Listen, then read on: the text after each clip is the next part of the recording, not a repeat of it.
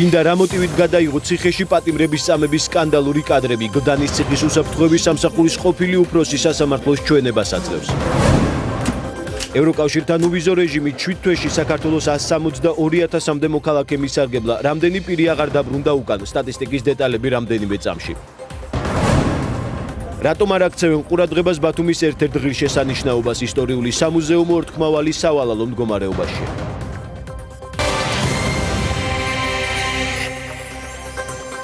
მოგესალმებით, თქვენ უყურებთ მოამბეს 18 საათზე.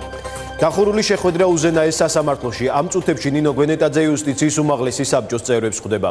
საბჭოს ხდომაზე ორშაბათს მომხდარი დაპირისპირების შემდეგ ეს მათი პირველი შეხვედრაა. ნინო გვენეტაძეს უვადოდ არჩეული 34 მოსამართლის გამწესებაზე ხელი ამ დრომდე არ მოუწერია. უზენაეს სასამართლოს თავმჯდომარეს არც წერილობითი განმარტება გაუკეთებია, რისი პირობაც მან საბჭოს წევრებს სწორედ ორშაბათს მისცა. რა არის ამის მიზეზი და ფერხდება თუ არა მოსამართლეთა საქმიანობა ნინო გვენეტაძის ფაქსიმილიის მოლოდინში. თეონა ხუბულავას ვრთავთ პირდაპირ ეთერში. დეტალებით თეონა გისმით.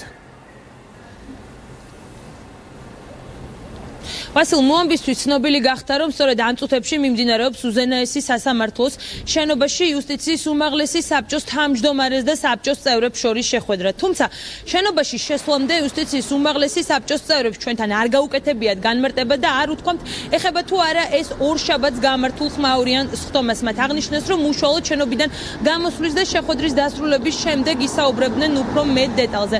ვასილ, შენ აღნიშნე ორშაბათს გამართული ხმაურიანი სხდომა, ჩვენ ვესაუბრეთ დღეს იმ მოსამართლეს, რომელიც აკრიტიკებდა ნინო გვენეტაძის იმ გადაწყვეტილებას, რომლის მიხედვითაც მან ოფიციალურად დოკუმენტს არ მოაწერა ხელი, რომლის მიხედვითაც 34 მოსამართლე უნდა დანიშნულიყო უვადოდ და ერთ-ერთმა მოსამართლემ ჩვენთან სატელეფონო საუბარში განმარტა, რომ ამ საკითხთან დაკავშირებით ისინი კომენტარს სწორედ აღნიშნული შეხვედრის შემდეგ გააკეთებდნენ. ასევე გარდა იმისა, რომ ჩვენ ველოდებით საბჭოს წევრების შეხვედრიდან გამოსვლას, ცნობილია ისიც, რომ ოდნავ მოგვიანებით ნინო გვენეტაძე ოფიციალურად უკვე წერილობით განმარტებას გააკეთებს ამასთან დაკავშირებით.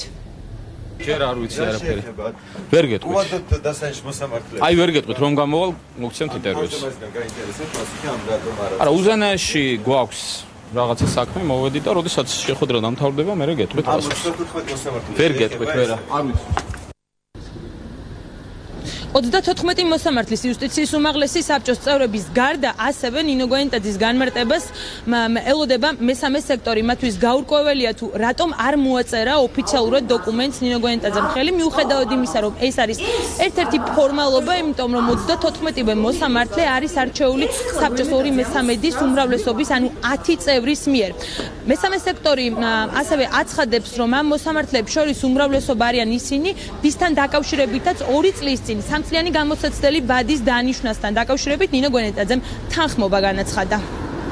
მაშინ, როდესაც ჯერ კიდევ სამწლიან გამოსაცდელი ვადით დაინიშნებოდნენ ეს მოსამართლეები, ეს ყველაფერი მოხდა გაუმჭვირვალე პროცესის შედეგად და ჩვენ მაშინ ვაკრიტიკებდით ამ პროცესს, მიუხედავად ამისა, იუსტიციის უმაღლესი საბჭოს თავმჯდომარემ ხალბატონმა ნინომ უმეტესობას ამ კანდიდატებისა სავარაუდოდ ხარი დაუჭერა. მაშინ, როდესაც ისინი ინიშნებოდნენ გამოსაცდელი ვადით, მაშინ მას პრობლემა არ ჰქონია ამ მოსამართლეების უმეტესობის დანიშვნასთან დაკავშირებით და ეხლა ჩვენ გვაინტერესებს რა შეიცვალა ამ ყველაფრის შემდეგ და რატომ იგი არ აწერს ხელს. 34 მოსამართლეს საბჭოს უმრავლესობა 2/3-მა 2 კვირის წინ აირჩია, თუმცა ახლა, როგორც უკვე აღნიშნეთ, არის დარჩენილი ნინო გვენეტაძის ხელმოწერა. კანონის მიხედვით, იმ შემთხვევაში, თუ იუსტიციის უმაღლესი საბჭო თავმჯდომარე არ მოაწერს ხელს, შესაძლოა უკვე იუსტიციის უმაღლესი საბჭოს მდივანმა მოაწეროს ამ დოკუმენტს ხელი. თუმცა, გეტყვით ასევე იმასაც, რომ კანონი არ არეგულირებს იმას, თუ რა ვადებში შეუძლია ნინო გვენეტაძეს, რომ აღნიშნულ გადაწყვეტილებას მოაწეროს ხელი. მიმდინარეობს თუ არა ორშაბათს გამართულ ხმაურიან სხდომასთან დაკავშირებით ახლა უზენაეს სასამართლოს შენობაში მსჯელობა, ეს ჩვენ ჯერ დაზუსტებით არ ვიცით, თუმცა ველოდებით ამ შეხვედრის დასრულებას და სწორედ ამის შემდეგ, როგორც იუსტიციის უმაღლესი საბჭოს წევრებმა განმარტეს, ისინი უკვე ვრცლად ისაუბრებენ ჩვენთან და ასევე კიდევ ერთხელ შეგახსენებთ, რომ ჩვენთვის გახდა ცნობილი, რომ ოდნავ მოგვიანებით ნინო გვენეტაძე ოფიციალურად წერილობით განცხადებას გაავრცელებს. მადლობა ეს თეონა ხუბულავა იყო, რომელიც პირდაპირ ეთერში უზენაესი სასამართლოს მიმდებარე ტერიტორიიდან გვერდთვებოდა უზენაესი სასამართლოს თავმჯდომარე ნინო გვენეტაძე იუსტიციის უმაღლესი საბჭოს წევრებს სწორედ ამ წუთებში დახურულ კარს მიღმა ხვდება. ვინდა რა მოტივით გადაიღო ციხეში პატიმრების წამების ამსახველის სკანდალური ვიდეო მასალა. ზურაბადეიშვილისა და დავით ჭაკუას ბრალდების ეპიზოდზე სასამართლოს ბორის ფარულავამ მისცა ჩვენება. ბრალდების ეს მოწმე სკანდალურ საქმეში ასევე ცნობილია როგორც ბასტი. ის გლდანის ციხეში უსაფრთხოების განყოფილების უფროსი იყო. მოწმის ჩვენებით ეგრეთ წოდებული კარანტინის დაშლის კადრები სწორედ მან და ციხის კიდევ რამდენიმე თანამშრომელმა, მათ შორის ვლადიმერ ბედუკაძემ გადაიღოს. მარიამ ქურდიანი გვერდთვება პროცესის დეტალებით პირდაპირ ეთერში. მარიამ, რაზე საუბრობს ეს მოწმე საკუთარ ჩვენებაში ზურაბადეიშვილსა და ასევე საქმეში ბრალდებულ მეორე პირთან დაკავშირებით? თავდაპირველად გეტყვით, რომ მოწმის დაკითხვა დაახლოებით 2 საათის განმავლობაში მიმდინარეობდა. ეს არის ბრალდების მხარის მოწმე, თუმცა კითხვები ჰქონდა ასევე დაცვის მხარესაც. ბორის ფარულავამ ცნობილმა როგორც ბასტიმ უპასუხა ყველა შეკითხვას, ასევე მან ცვლადი საუბრა 2011 წლის სექტემბრის თვეზე და გაიხსენა მისი დაკავების დეტალები, როგორც მოწმემ განაცხადა დღევანდელი დაკითხვის დროს. ის დააპატიმრეს 15 სექტემბერს და მისგან მოითხოვდნენ მაღალჩინოსნები დეპარტამენტის მაღალჩინოსნები ასევე ზურაბადეიშვილი რომ ეღიარებინა არჩადენილი დანაშაული, რომელიც მდგომარეობდა შემდგომში, რომ თითქოს მან გადაიღოს ციხის კადრები, სადაც პატიმრებს აწამებენ მაშინდელი ოპოზიციის ქართული ოცნების დავალებით, კონკრეტულად კი ყოფილი პრემიერის ირაკლი ღარიბაშვილისა და თამაზ თამაზაშვილის დავალებით.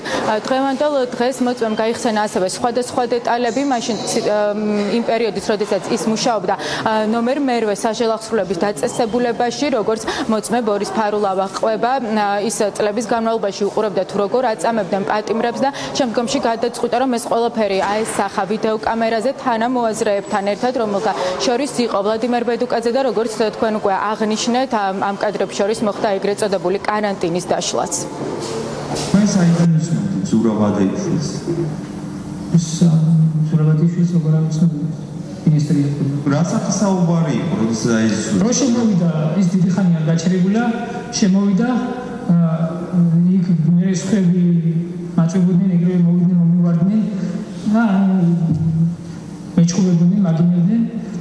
მან თქვა ერთადერთი ის, რომ 128 წელს არ გაკმარებო, თუ არ იქნები ჭკვიანადო, ისევე იმსუდის იყო მომიხსენია. მოწმემ საკმაოდ ვრცლად ისაუბრა, ის 2 საათის განმავლობაში პასუხობდა დასმულ კითხვებს, თუმცა დაცვის მხარე აცხადებს, რომ მან ეს ყველაფერი არ შეესაბამება რეალობას და დაცვის მხარე ასევე ადვოკატები აცხადებენ, რომ არც არანაირი მტკიცებულება საქმეში არ არსებობს, როგორც დავით ჭაკუას, ასევე ზურაბადეიშვილის ბრალის დასადასტურებლად, რასაც არ ეთანხმება ბრალდების მხარე. ბრალდების მხარე აცხადებს, რომ საქმეში არაერთი გახმაურებული მოწმე არის, რომელიც სწორედ მათ დანაშაულს დაადასტურებს. დღეს დაიკითხა საშელახსრულების დეპარტამენტის ყოფილი თანამშრომელი, რომელმაც ისაუბრა თუ როგორ აიძულებდნენ მანს ეღიარებინათ არარსებული რეალობა, თითქოს ქართული ოცნების გუნდის წევრები გარკვეული თანხის სანაცვლოდ თხოვდნენ გადაეღოთ პატიმრების მიმართ არაადამიანური მოპყრობის ფაქტები. ასევე მოწმეებმა ისაუბრეს იმაზე, რომ ამ პროცესში პირდაპირ ჩართული იყო ზურაბადეიშვილი. აღნიშნულ მოწმემ უამრავი ფაქტი მოიყვანა და უამრავი ადამიანი დაასახელა, მაგრამ რაც ყველაზე მნიშვნელოვანია, მან დაასახელა, რომ არც ერთ ამ შემთხვევაში დავით ჭაკუა არც დაწესებულებაში უნახავს, არც დავალების მიმცემი ყოფილა მისი და არც რაიმე ღონისძიებაში მონაწილეობდა. საკმარისი მტკიცებულება ის სასამართლოს გადასაწყვეტია, რამდენად გაიზიარებს მოწმის ჩვენებას, იმ მოწმის, რომელიც 4 წლის განმავლობაში მუშაობდა გლდანის მერვე საპრობილეში, მონაწილეობდა იღებდა არაერთი ცემისა და წამების ფაქტებში, ამდენად მიზანშეწონილად არ მიმაჩნია, რომ სასამართლომ გაიზიაროს მისი ჩვენება, მით უფრო რომ მის ჩვენებას სხვა რაიმე სახის მტკიცებულება არ მოყვება, რომელიც ამ პირის მიერ გაცხადებულს დაადასტურებს. მოწმემ დღევანდელ სასამართლოს ხდომაზე ასევე ვრცლად ისაუბრა მისი დაკავების დღეზეც და განაცხადა, რომ მასზე ხდებოდა ფიზიკური ზეწოლა, მათ შორის ამ ფიზიკურ ზეწოლასაც ახორციელებდნენ მასზე ექს-მაღალჩინოსნები და მოითხოვდნენ, რომ ეღიარებინა არჩადენილი დანაშაული საშელახსრულების დეპარტამენტის ყოფილ უფროს დავით ჭაკუასა და იუსტიციის ყოფილ მინისტრს ზურაბადეიშვილს. სახელმწიფო ბრალდება ედავება ერთდროულად რამდენიმე ეპიზოდს, ესენი არის უფლებამოსილების გადამეტება, მისი ბოროტად გამოყენება იყენება ადამიანების წამება და ფალსიფიკაცია სხვადასხვა დოკუმენტაციის იმ შემთხვევაში თუ სახელმწიფო ბრალდება მას ბრალს დაუდასტურებს მათ 8 წლამდე თავისუფლების აღკვეთა ემუქრებათ. მადლობა თბილისის საქალაქო სასამართლოდან მარიამ ქურდიანი გვერდთვებოდა პირდაპირ ეთერში. ხარაგაულში 28 წლის მამაკაცმა სიცოცხლე თვითმკვლელობით დაასრულა. ოჯახის წევრები ამბობენ, რომ თვითმკვლელობის მიზეზი შესაძლოა პოლიციის მხრიდან განხორციელებული ზეწოლა იყოს. გარდაცვლილის და პირველ არხთან ამბობს, რომ მისი ძმები ჯარც აგროვებდნენ და პოლიციის განყოფილებაში რამდენჯერმე სწორედ ამ საკითხზე დაიბარეს. ოჯახი ვარაუდობს, რომ სამართალდამცავები მისგან თანამშრომლობას ითხოვდნენ, მამაკაცმა კი ზეწოლას ვერ გაუძლო. ფაქტთან დაკავშირებით აღძრულია სისხლის სამართლის საქმე. გამოძიება 115 მუხლით მიმდინარეობს, რაც თვითმკვლელობამდე მიყვანას გულისხმობს.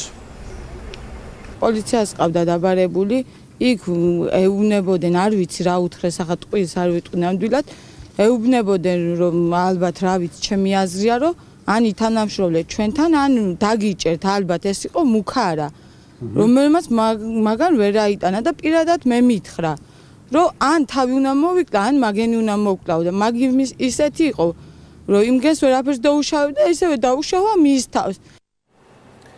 საქართველოს ოკუპირებულ ტერიტორიებზე არსებული ვითარება საერთაშორისო თანამოგობრობის შეშფოთების მიზეზია. ევროპის საბჭოს გენერალური მდივნის ანგარის კონფლიქტები საქართველოში ევროკავშირის უამის წევრი ქვეყნების დელეგაციები და დიპლომატები ეხმაურებიან. ტორბიონ იაგლადის ანგარიში ოკუპირებულ ტერიტორიებზე არსებული ვითარების გაუარესებაზეა საუბარი. ევროკავშირთან უვიზო მიმოსვლის ამოქმედებიდან 7 თვე გავიდა. ბოლო ტენდენციები და ციფრები შინაგან საქმეთა და საგარეო უწყებებმა არასამთავრობო ორგანიზაციებთან ერთად შეაჯამეს. მონაცემები ასე გამოიყურება. 28 მარტიდან 20 ოქტომბრის პერიოდში უვიზო მიმოსვლით საქართველოს 171,885 მოქალაქემ ისარგებლა. 90 დღიანი ვადა უცხო ქვეყანაში 9,875 ადამიანმა დაარღვია, ანუ საუბარია მოქალაქეთა 6%-ზე. მათი დიდი ნაწილი დედაქალაქიდან და იმერეთიდან არის, თუმცა ეს მონაცემები სავარაუდოა, რადგან მხოლოდ საქართველოს საზღვრის მონაცემებს მოიცავს და შესაძლოა საქართველოს ეს მოქალაქეები შენგენის ზონის მიღმა იყვნენ უკვე გასულები. რაც შეეხება საზღვრიდან მობრუნებულ ქართველებს, სულ ასეთი 324 ადამიანი ფიქსირდება. ყველაზე ბევრჯერ კი საქართველოს მოქალაქეებს ქვეყანაში შესვლაზე უარი იტალიამ უთხრა.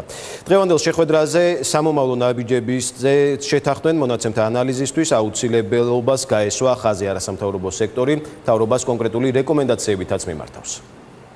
საინფორმაციო კამპანია მიმდინარეობს, მაგრამ ეს აუცილებელია, რომ დიდხანს გაგრძელდეს. იმიტომ ხანდახან მაინც როგორც ვთქვათ, ისლანდიის მაგალითი, როგორც უცბად რაასთორ ინფორმაცია გავრცელდა და ხალხმა ფიქრობდა, რომ იქ ოღონდ ჩავიდეთ და მე უკვე მოგვარებული არის ჩვენი საქმე. ეგ არ არის. ჩვენ თუ ხედავთ იმას, რომ ვთქვათ, კონკრეტული რეგიონებიდან არის რაღაცა დიდი ჯგუფი ადამიანების, რომლებიც მიდიან და ვთქვათ, არღვევენ ამ პროცედურას, მნიშვნელოვანია, რომ სწორედ იმ რეგიონებზე იყოს მიმართული. ჩვენ თუ ხედავთ, რომ ეს არის კონკრეტული ასაკობრივი ჯგუფი, ან გენდერული თვალსაზრისით კონკრეტული ეს ვთქვათ ჯგუფი, მნიშვნელოვანია, რომ ეს კამპანიები მათზე იყოს მიმართული, რომ ჩვენ შევამციროთ იქ, სადაც ეს რისკები უფრო მაღალი ჩანს. ნატომ და ევროკავშირმა კარი უნდა გაუღონ იმ ქვეყნებს, რომელთა მოქალაქეების მსოფლიო უსაფრთხოების უზრუნველყოფაში არიან ჩართული. ეს განცხადება საქართველოს პრეზიდენტმა ვარშავის უსაფრთხოების ფორუმზე გააკეთა. ფორუმში საქართველოს სპეციალური სტუმარი ქვეყნის სტატუსითაა წარმოდგენილი. გიორგი მარგველაშვილმა საქართველოს რუსეთის ურთიერთობებზე, საქართველოს ევროკავშირსა და ნატოში ინტეგრაციაზე და რეგიონული ეკონომიკური პროექტების განხორციელებაში ქვეყნის როლზე ისაუბრა. საქართველოს პრეზიდენტმა რუსეთის ანექსორული პოლიტიკის შესახებ საერთაშორისო საზოგადოებას მკაფიო, ნათელი, რაციონალური პოზიციისა და პასუხების დაფიქსირებისკენ მოუწოდა. უნდა გააღო თვალი რუსეთის ქმედებებზე და იყო გულწრფელი რუსეთთან და ასევე გულწრფელი საკუთარ თავთან. სამწუხაროდ ძალიან ბევრი მაგალითი მაქვს, როდესაც ეს ასე არ მოხდა და ამან იმუშავა დასავლეთის ინტერესების წინააღმდეგ. 2014 წელი ჰიბრიდული ომი უკრაინაში. ეს იყო ახალი? არა, ეს არ იყო ახალი. ეს დაიწყო 90-იანი წლებიდან, როდესაც რუსეთმა საქართველოს ორი რეგიონის ოკუპაცია მოახდინა. ძალიან ხშირად მე მესმის, რომ ეს მოხდა 2008 წელს. არა, ოკუპაცია მოხდა 90-იანი წლების დასაწყისში და მიზეზი იყო ნათელი. საქართველოს გადაწყვიტა, რომ ყოფილიყო თავისუფალი და დამოუკიდებელი. ჰქონოდა საკუთარი არჩევანი და საქართველოს დაისაჯა ჰიბრიდული ომით. ვუწოდეთ მაშინ იმას, რაც მოხდა ჰიბრიდული ომი. არა, ჩვენ დაგვავიწყდა მომავალი 20 წელი და მივიღეთ უკრაინა. პოლონეთში ოფიციალური ვიზიტის ფარგლებში საქართველოს პრეზიდენტი დაბა პიასნეჩნოში პოლონეთის არმიის ქართველ ოფიცერთა მუზეუმს ეწვია. საქართველოს საელჩოს ინიციატივით უახლოეს მომავალში პოლონეთის არმიის ქართველ ოფიცერთა მუზეუმი ახალი კონცეფციის მიხედვით პოლონეთში ქართული კულტურის ცენტრად ჩამოყალიბდება. ასევე საელჩოს ინიციატივით და საქართველოს პრეზიდენტის სარეზერვო ფონდის მხარდაჭერით იგეგმება სახმუზეუმის სარეაბილიტაციო სამუშაოების პირველი ფაზის განხორციელება, რომელიც საგარეო საქმეთა სამინისტროსთან კოორდინაციით გაგრძელდება. საქართველოს პრეზიდენტმა მუზეუმის ეზოში დღეს სიმბოლურად საქართველოდან ჩატანილი მუხის ხედა.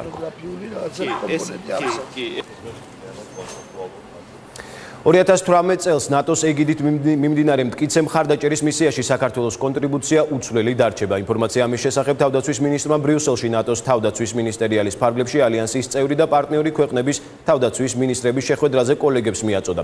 ნატოს შტაბ-ბინაში შეხვედრა ალიანსის გენერალურმა მდივანმა იენს სტოლტენბერგმა გახსნა. თავდაცვის მინისტრმა არსებული გამოწვევები და სამომავლო გეგმები განიხილეს. კონკრეტულად როგორ უნდა გახდეს ავღანეთი უფრო უსაფრთხო და სტაბილური ქვეყანა. არის თუ არა საქართველოს საბანკო სექტორში მაღალი კონკურენცია. წლების განმავლობაში არსებულ აქტუალურ კითხვაზე ეროვნული ბანკისა და კერძო სექტორის პოზიციები განსხვავებულია. ბაზრის ლიდერი კომერციული ბანკების წილი იზრდება, ახალი მოთამაშეები კი არ ჩნდებიან. ეროვნულ ბანკში თვლიან, რომ კონკურენცია მაინც მაღალია. ბიზნესი კი მაღალ საპროცენტო განაკვეთებზე საუბრობს, რომელიც მათი ვარაუდით კონკურენციის შემთხვევაში შემცირდებოდა.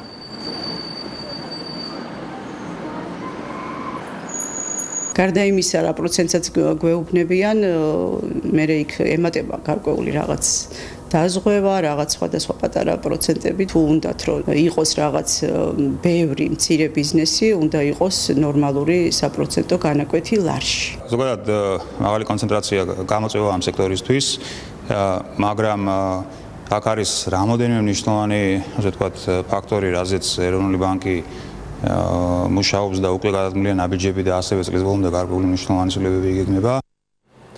რა ვითარებაა საბანკო სექტორში კონკურენციის კუთხით სხვა, მათ შორის ჩვენს მეზობელ სახელმწიფოებში. ამ თემაზე ვრცელი სიუჟეტი მოამბის მთავარ გამოშვებაში გელოდებათ 21 საათზე. საკითხზე სანდრო ჯუფალაკიანი მუშაობს, რომელიც ახლა ჩვენ პირდაპირ ეთერში შემოგვიერთდება. სანდრო, საღამოშვიდობისა და გისმენთ.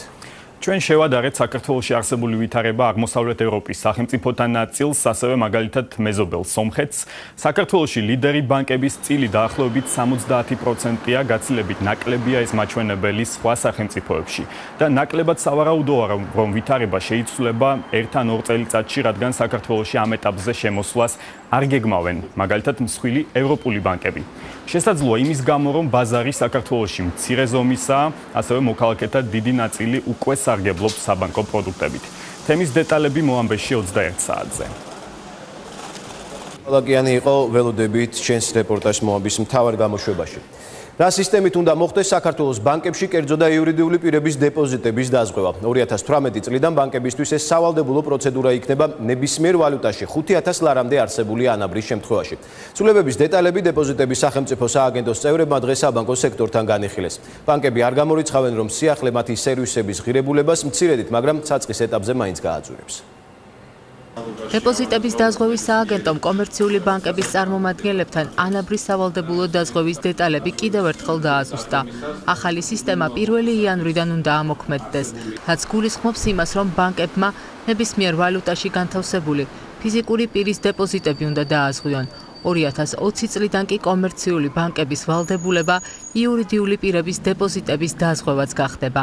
თუმცა ამ შემთხვევაში დასაზღვევი ანაბრის მოცულობა განსაზღვრული არ არის. დეპოზიტების დაზღვევა შესაძლოა გრძელვადიანი ანაბრები ერთის მხრივ გაზარდოს, მეორეს მხრივ წვრილ ბანკებს გაუჩინოს მეტი მოზიდვის შესაძლებლობა, ვინაიდან სანდოობა გაიზრდება მათთვის. ახალი სისტემის ამოქმედების შემდეგ მოსახლეობის ანაბრები უფრო მეტად დაცული გახდება. თუმცა მეორე მხრივ არსებობს კითხვები, ეს პროცესი ხომ არ შეუწყობს ხელს სესხის გაძვირებასა და სადეპოზიტო სარგებლის შემცირებას. ბანკების ასოციაციის პრეზიდენტი ზურაბ გვასალია საწყის ეტაპზე საპროცენტო განაკვეთების ცვლილებას არ გამორიცხავს. ყველაზე მეტად ისმებოდა ეს კითხვები, რომ ხო არ შეამცირებდა დეპოზიტების პროცენტებს. ამიტომ ბუნებრივი არის, რა თქმა უნდა, რაღაც მცირეოდენ გავლენას მოახდენს ეს თავიდან საწყის პერიოდისაც, მაგრამ ეს არ იქნება ისეთი, რომელიც დაუშვათ ამ მოსახლეობისთვის იქნება დამაზარალებელი. დეპოზიტების დაზღვევა მსოფლიოში აპრობირებული სისტემაა და როგორც ფინანსური უსაფრთხოების კომპონენტი დანერგილია და მოქმედებს მსოფლიოს 126 ქვეყანაში. უკვე რამდენიმე დღეა მწვერვალები საქართველოში თამბაქოს კიდე უფრო ძვირად ყიდულობენ. ცალკეულმა იმპორტიორებმა ფასები 10 თეთრით გააძვირეს. მიზეზად ლარის კურსი და წლის დასაწყისიდან გაძვირებული აქციზის გადასახადი სახელდება. იმპორტიორთა ნაწილი ამბობს, რომ კომპანიები მომხმარებლისთვის გაძვირებული აქციზის ფონზე ახალ ბრენდებს არჩევენ, რომელთა ფასიც შედარებით ნაკლებია. იანვრიდან ერთ კოლო ფილტრიან სიგარეტზე აქციზი 60 თეთრით გაიზარდა. მოტივად თამბაქოს მოხმარების შემცირება დასახელდა. დღეს არსებული შედეგით მთავრობა კმაყოფილია. ფინანსთა მინისტრის მოადგილის ინფორმაციით, დაგეგმილი 8%-ის ნაცვლად მოხმარება 15%-ით არის უკვე შემცირებული. რეალიზატორები კი აცხადებენ, რომ იზრდება მოთხოვნა უფილტრო სიგარეტზე. გაიზარდა იმ სიგარეტებზე 10 თეთრი. ყველაზე არ არის გაზრდილი. 2 ლარის სიგარეტი თითქმის აღარ ღირს. 3 ლარზე მეტი და 4-ზე მეტი. ახლა უფრო მეტი იყიდება იაფიანი სიგარეტები ვიდრე ადრე. გაორმაგებულია. უფილტრო სიგარეტების გაყიდვა. მოხმარება იმაზე მეტით არის შემცირებული თამბაქოსი, რაც თავდაპირველად იყო პროგნოზირებული, 8% იყო პროგნოზირებული და დაახლოებით 15%-ია პროგნოზირებული. ფაქტიური მდგომარეობით, 9 თვის მდგომარეობით მოხმარება შემცირებული. ეკონომიკის მინისტრი და თბილისის არჩეული მერი დღეს სამშენებლო სექტორში ხდნენ. ღონისძიების მიზანი დახურულ კარს მიღმა მშენებლობის უსაფრთხოების მიმართულებით განხორციელებული ცვლილებების განხილვა იყო. თუმცა კერძო სექტორმა შანსი ხელიდან არ გაუშვა და დარგის პრობლემებზე გაამახვილა ყურადღება. მთავარი საკითხი კი მშენებლობის ნებართვის მოპოვების ბიუროკრატიული სირთულეები იყო. კახა კალაძე პირობას დებს, რომ ბიზნესის კეთება გამარტივდება, თუმცა უსაფრთხოების ხარისხი გაიზრდება. იმისთვის, რომ შენობაში ხანძრის დროს ადამიანის სიცოცხლე და საკუთრება უფრო მეტად იყოს დაცული. საგანგებო ვითარებისას მეხანძრე მაშველების უსაფრთხოებაც მეტად იყოს უზრუნველყოფილი. მთავრობამ შენობა ნაგებობების უსაფრთხოების წესებში გარკვეული ცვლილებები შეიტანა. ახალი რეგულაციები 1 წელია მოქმედებს, თუმცა სამუშაო პროცესმა ხარვეზებიც გამოაჩინა. მაგალითად ის, თუ რომელ სართულზე უნდა განთავსდეს ცეცხლმაქრები. სწორედ ახალ რეგულაციებზე მსჯელობისთვის შეკრიბა ეკონომიკის მინისტრმა და ქალაქის ახალ არჩეულმა მერმა სამშენებლო ბიზნესი. თუმცა დეველოპერებმა კახი კალაძესთან შეხვედრა სფეროში არსებულ პრობლემებზე სასაუბროდ გამოიყენეს. ხშირ შემთხვევაში მოთხოვნები ბიუროკრატია უნდა იყოს გასაგები და რაღაცნაირად ჭკუასთან ახლო, ასე ვთქვათ, ეს მოთხოვნები და აი სწორედ ამაზე იყო საუბარი, რომ კი შეიძლება რაღაცა იყოს მოთხოვნა, მაგრამ ეს იქნება ადეკვატური და სამართლიანი. ზოგადად ვისაუბრეთ, რა უნდა შეიცვალოს, რომ ბიუროკრატიული ბარიერები არსებობს, რა თქმა უნდა, მის დაექვემდებარება არქიტექტურაზე და მხედველობა ეს კრიტიკული თემები არის. მერია არ დაკომპლექტებულა და ვფიქრობთ, რომ წარმატებული იქნება ეს ნაბიჯები თუ ბიზნესის მას მოისმენის. სამშენებლო ბიზნესი მერიაში დაგეგმილი სტრუქტურული ცვლილებების მოლოდინშია. არჩეული მერისგან დაპირება მიიღეს, რომ მათთვის საქმიანობა გამარტივდება. სტრუქტურული ცვლილებები იქნება, რეფორმა განხორციელდება, ბიუროკრატიული მანქანა უნდა დავანგრიოთ. მერია უნდა გახდეს ადამიანებზე მორგებული, მოქნილი სამსახური, უნდა ემსახურებოდეს თბილისს და უნდა ემსახურებოდეს თბილისელებს გამართულად. თუმცა მშენებლობის გამარტივებული ნებართვები მეორე მხრივ მშენებლობის სტანდარტის გამკაცრებასა და მათ შორის ფასადების მოპირკეთების ვალდებულებასაც გაითვალისწინებს. უნდა გავამკაცროთ ამ მიმართულებით, თუნდაც ახალი აშენებული შენობა-ნაგებობები უნდა იყოს მოპირკეთებული და არა მხოლოდ შეღებილი, რაც ამახინჯებს და აზიანებს ქალაქის იერსახეს. რაც შეეხება მიშენებებს, თქვენ იცით, რომ ძალიან დიდი ნაწილი უკვე დაკანონებულია და შესაბამისად ჩვენ საკუთრებას ნამდვილად ვერ შევეხებით, ამას ნამდვილად არ ვიკადრებთ. მშენებლობის ახალი რეგულაციები 3 წლის განმავლობაში კერძო სექტორთან, მშენებლებთან და არქიტექტორებთან ერთად მუშავდებოდა. მშენებლობის უსაფრთხოების ნორმები, მათ შორის სახანძრო და სეისმური უსაფრთხოება, დროული ევაკუაციის წესები, შიშემო პირებისთვის ადაპტირებული გარემო და ის დეტალები, რომელიც საერთაშორისო სტანდარტებს შეესაბამება, მთავრობის 51 დადგენილებაში შეტანილ ცვლილებებში გაიწერა. დავით ნარმანიამ კი დღეს მერის თანამდებობაზე დედაქალაქის მთავრობის ბოლოს ხდომა გამართა და 3 წლიანი მუშაობის შედეგები შეაჯამა. თბილისის მერმა იმ პროექტებსა და პროგრამებზე ისაუბრა, რომელიც 3 წლისა და 3 თვის განმავლობაში განხორციელდა. დავით ნარმანიას განცხადებით, განსაკუთრებით მნიშვნელოვანია კრწანისის, შინდისისა და სამება მახათას დამაკავშირებელი გზების მშენებლობა, ასევე პუშკინის ესტაკადის მშენებლობა. ნარმანიას განმარტებით, მისი მერობის პერიოდში განხორციელდა საკმაოდ ბევრი სოციალური პროგრამა და მნიშვნელოვანი ცვლილებები შევიდა ტრანსპორტის სექტორში.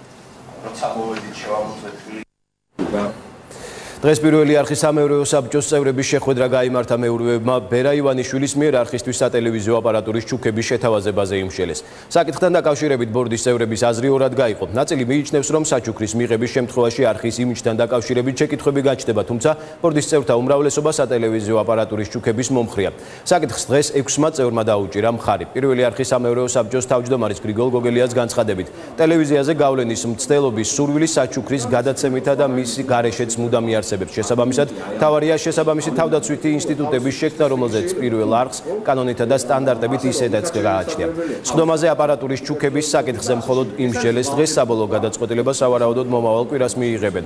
პროცედურულად თუ აპარატურის ღირებულება არხის მთლიანი ბიუჯეტის 0.1%-ზე მეტია, მაშინ ჩუქებასთან დაკავშირებით გადაწყვეტილება საბჭომ უნდა მიიღოს. თუ თანხა ნაკლებია, მაშინ გადაწყვეტილებას იღებს მენეჯმენტი.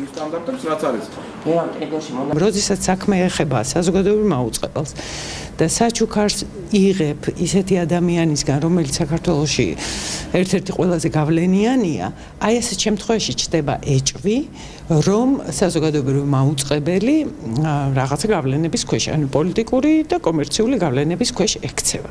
სწორედ ამიტომ ვარ მე წინააღმდეგი, რომ ეს ეჭვი არ გაჩნდეს, ან არ გაღრმავდეს, იმიტომ რომ ეს საჩუქარი იქნება უკვე არგუმენტი. ყველანაირი პირობა არსებობს ინსტიტუციური, ეს საფრთხეები იყოს არიდებულად. ეხლა ისევ გეუბნებით, რომ BBC-დან დაწყებული, ZDF-ით დამთავრებული, ყოველთვის ხდება ხოლმე რაღაცა სკანდალი სხვადასხვა ჩარევასთან დაკავშირებული. არავინ არ არის ამის დაზღვეული. მაგრამ ჩვენ გვაქვს ის ინსტიტუციური მექანიზმები, რითიც შეგვიძლია თავი დავიცვათ აი ამ არასწორი გავლენისგან. ამიტომაც მე ვერ ხედავ ვერანაირ საფუძველს კეთილი ნებით გადმოცემული ჩვენთვის ძალიან მნიშვნელოვანი და საჭირო ტექნიკური, ესე იგი, ტექნიკური საშუალებები რატო არ უნდა მივიღოთ. ჩვენ ვართ საჯარო ორგანიზაცია, ვართ ძალიან გამჭვირვალე, ყოველ შემთხვევაში ვცდილობთ, რომ ვიყო და ყველანაირი ინფორმაცია პროაქტიულად თუ არ ქვეყნდება, გამოქვეყნდეს. ამ შემთხვევაში გადავწყვეტეთ, რომ ეს საკითხი ვინაიდან იყოს რაღაც ფართო დისკუსიის საგანი რამდენიმე დღეა, გამოგვეტანა სამსჯელოდ ბორდზე, რადგან მოგვესმინა მათი პოზიცია. მენეჯმენტმა მანამდეც დააფიქსირა თავისი აზრი მოამბის მეშვეობით, ამიტომ პროცედურებზე რო ვთქვათ ორი სიტყვა, ახლა ველოდებით, ანუ იმ რაოდენობას, თანხის რაოდენობას, რომელზეც ასე ვთქვათ, იქნება უკვე აღწერილი ეს თანხა და შემდეგ გადაწყვეტილება მიიღება ან მენეჯმენტის, ან ბორდის მიერ. როგორ შეიძლება აზიური ფაროსანას განადგურება? საქართველოს ტერიტორიაზე გავრცელებულია მავნებელი მწერის წინააღმდეგ ბრძოლის მეთოდებზე სოფლის მეურნეობის სამინისტროსთან ერთად სპეციალისტებიც მუშაობენ. პრობლემის მოგვარების ერთ-ერთი გზად ქვეყანაში ისეთი სახეობის მწერის ხელოვნური გავრცელება სახელდება, რომელიც მავნებელს გარემოშივე გაანადგურებს. ასეთი კი შეიძლება სამხრეთ-აღმოსავლეთ აზიური კრაზანა იყოს, თუმცა ეკოსისტემაში უცხო სახეობის შემოყვანას რისკებიც ახლავს. დარგის სპეციალისტებს თემაზე დღეს მარიამ ბერძენიშვილი ესაუბრა, მას პირდაპირ ეთერში ვთავთ. მარიამ, რა სარგებლობა შეიძლება მოგვიტანოს ამ კრაზანას და რა რისკები შეიძლება ახდეს მასთან?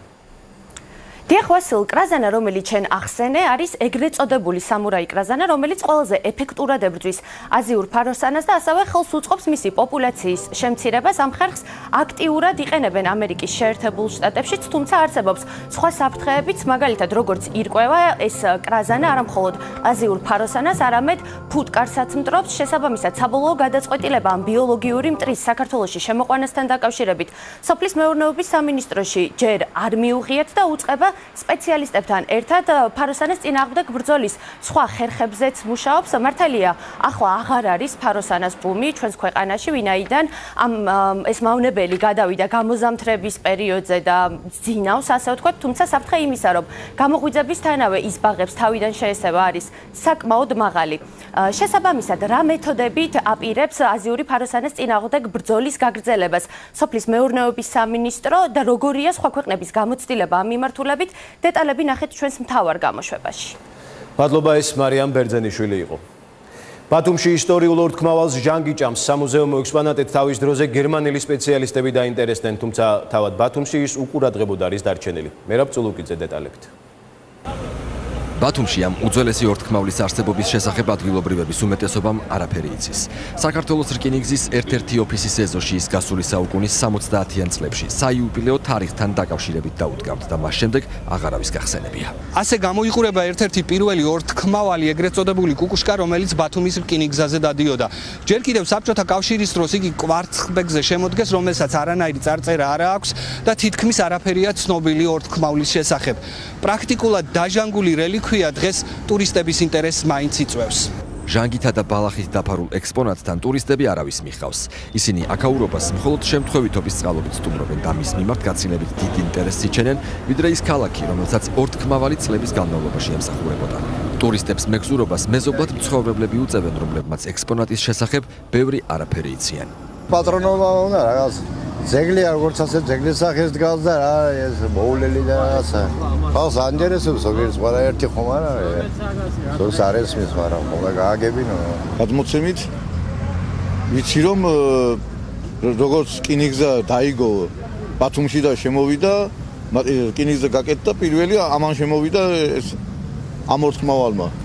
პროფესორი რამაზ სურმანიძე ამბობს, რომ წლების განმავლობაში ბათუმს სწორედ ამ ორთქმავალი საყვირის ხმა გვიწევდა. ყოველ დღე მას ნავთობგადამამუშავებელ ქარხანაში დასაქმებული 2500-ზე მეტი მუშა გადაჰყავდა. ისტორიკოსი მიიჩნევს, რომ ორთქმავალი ბათუმის ისტორიაა და მას მოვლა სჭირდება, თუმცა მისი მტკიცებით ის არ არის ერთ-ერთი პირველი, რომელიც ბათუმში შემოიტანეს. ნამდვილად არის რელიკვია, იმიტომ მას ჩვენთან მუშაობის დაახლოებით 90 წელი აკავშირებს, ასე რომ მე მგონი ამ ხნის საგანი ნებისმიერი რელიკვიად უნდა ჩავთვალოთ. საზოგადოება ბათუმის წარმომადგენელი ნინო ინაიშვილი კი ფიქრობს, რომ ორთქმავალი გაცილებით ძველია და აქვს მისი დამზადების ადგილის ვერსიაც. იხსენებს, რომ 15 წლის წინ ექსპონატით გერმანელი მკვლევარი დაინტერესდა, რომელმაც ადგილზე ნახა ორთქმავალი და ამტკიცებდა, რომ იგი გერმანიაში იყო დამზადებული. ნამდვილად დარწმუნებული იყო, რომ ეს იყო გერმანული, იმიტომ რომ ვიღაცას თხოვა, რომ ამძვრალი იყო Z და ენახა რაღაცა rulis ქვემოთ იქ წარწერა თვითონ ამ ქარხნის მარკა. ნინო ინაიშვილი მიიჩნევს, რომ ექსპონატისთვის უკეთესი ადგილი უნდა გამოიძებნოს და მიზანშეწონილი იქნება თუ მისი გადატანა ძმები ნობელების მუზეუმთან მოხდება. თუმცა როგორც ჩანს, ორთქმავალის ბედი უკვე გადაწყვეტილია და შესაძლოა იგი დედაქალაქში აღმოჩნდეს. საქართველოს რკინიგზაში აცხადებენ, რომ თბილისში რკინიგზის მუზეუმის გახსნა იგეგმება. ღია ცის ქვეშ განთავსდება რკინიგზასთან დაკავშირებული ყველა რელიკვია. ბათუმთან ერთად უძველესი ორთქმავლები შემორჩენილია ზესტაფონში, შორაპანსა და სხვა სადგურებში.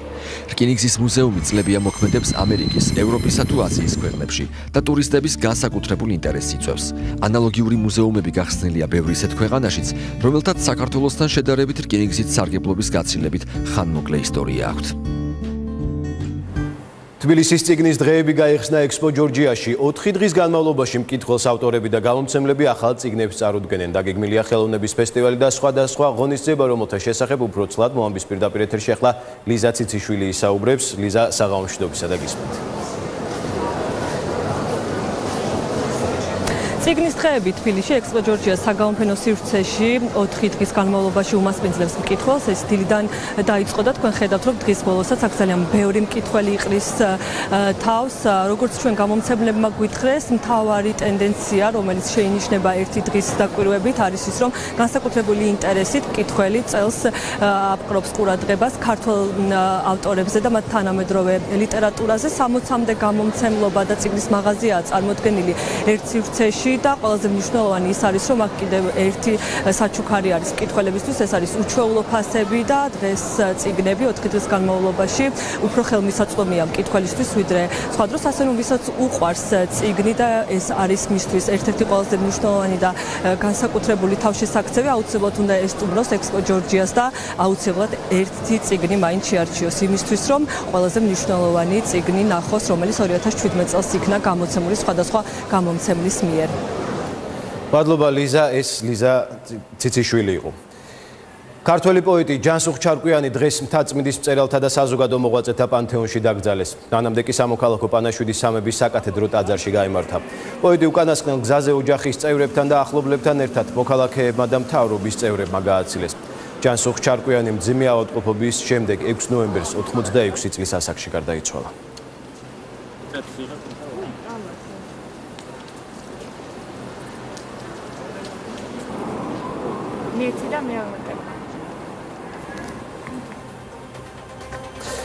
ახალი ამბების სურდო თარგმანი რუსუდან მაჭარაშვილმა შემოგთავაზა მოამბე 18-ზე დღეს ამით დასრულებულია დღის ყველა მთავარი სიახლე შეგიძლიათ ამოიკითხოთ პირველი არხის განახლებულ ვებ პლატფორმაზე 1 TVG 7 ენაზე.